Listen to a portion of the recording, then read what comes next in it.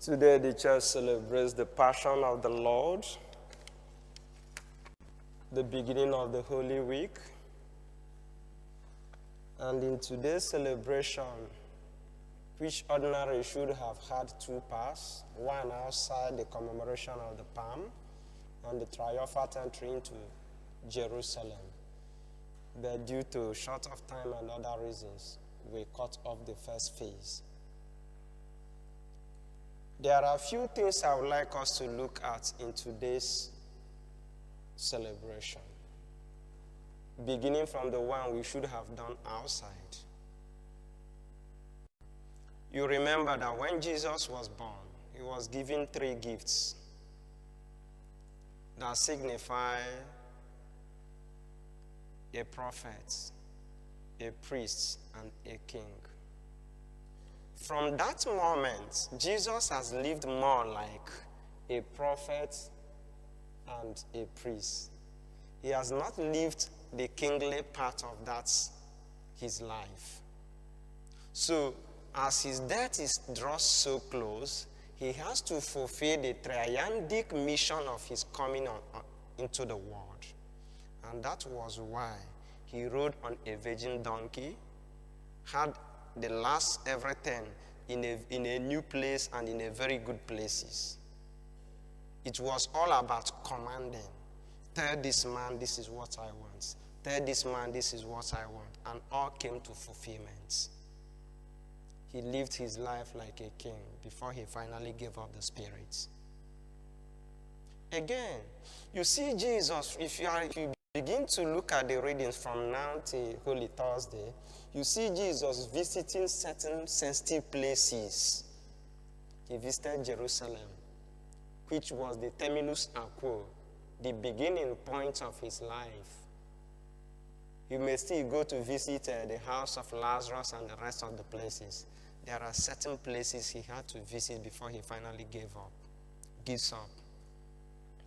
What does this signify in our life? The need that as we journey in life, take time to look behind. Life is always lived forward, but measured backward. He had to do a kind of revision, taking stock. As you live your life, once in a while, look behind and see how far you have done well. Where necessary to strengthen and where necessary to, correct. The successes I have achieved, are they because of my effort or God's grace? The failures I've had, the problems I've had, are they my problems or are they people's cause? These are the reasons for taking a stock of life as Jesus went back to see how far his journey has been. And eventually, I am sure he also, even though in the capacity of God, may have felt so disappointed because the people he worked wonders in their life, the people he healed, the people he rose from death, every good thing he have done to them turned against him. Worst among them is a one so close to his heart. And the Bible says in the book of Psalms, if it were to be an enemy who did this to me, I would have endured it. But you, my close friend, that knows the pulse of my breath, is very painful. And I ask you this question. What do you think is the difference between the sin or the commission of Peter and what is it called? The one that sold Jesus. In Peter's case, he told both of them beforehand. But you see in Peter's case, a wish never to do this. Peter said, I will never. Even if it warrants dying with you. He rejected such attitude. But the other guy accepted it. It was a calculated event. It was a planned issue. In other words, one may term Peter's own action as omission, human weakness. But that of, what is it called again? What is the name? Judas Iscariot is a fruition. He planned for it.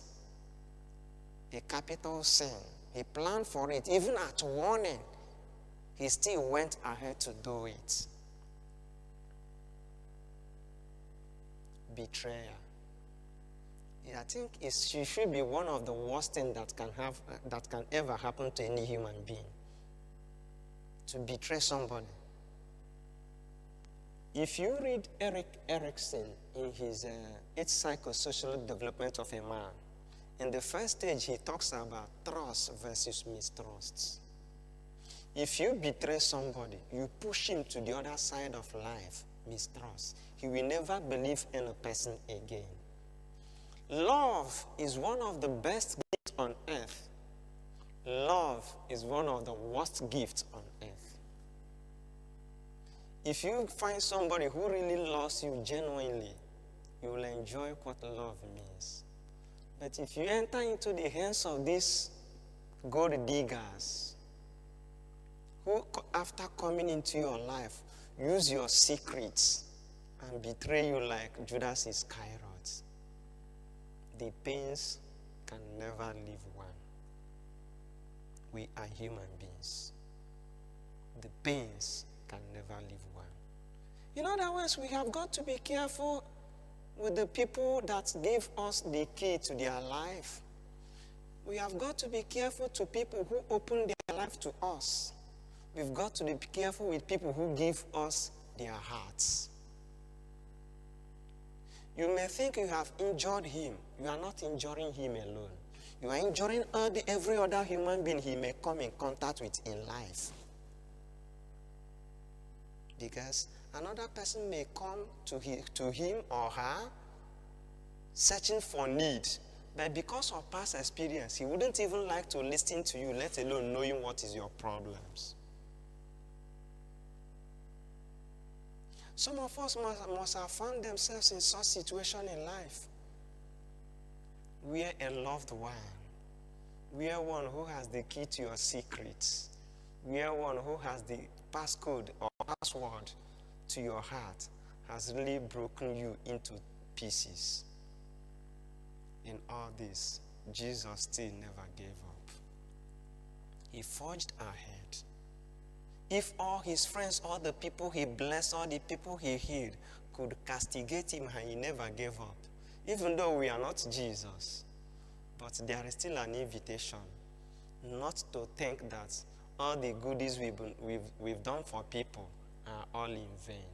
There are a lot of people who find it very challenging to do good things for others because of experience they have had. Jesus is today trying to rechannel us.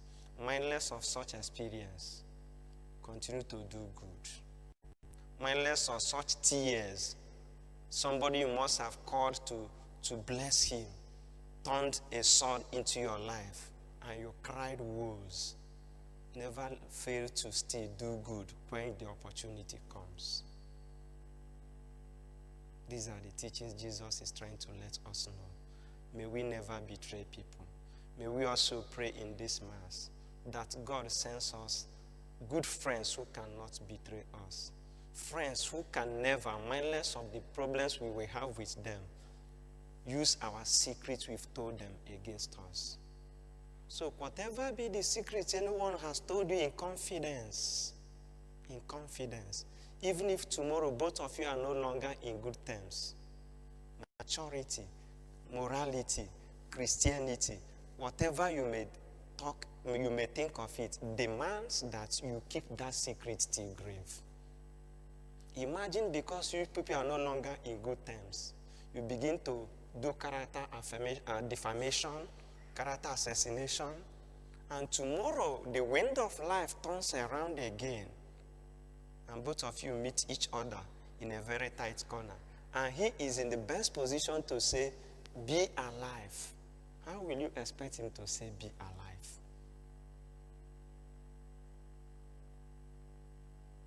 May we learn to die with the secrets people have given us. May we never betray people, so that we don't create an expanded problem to innocent people that will come around that person.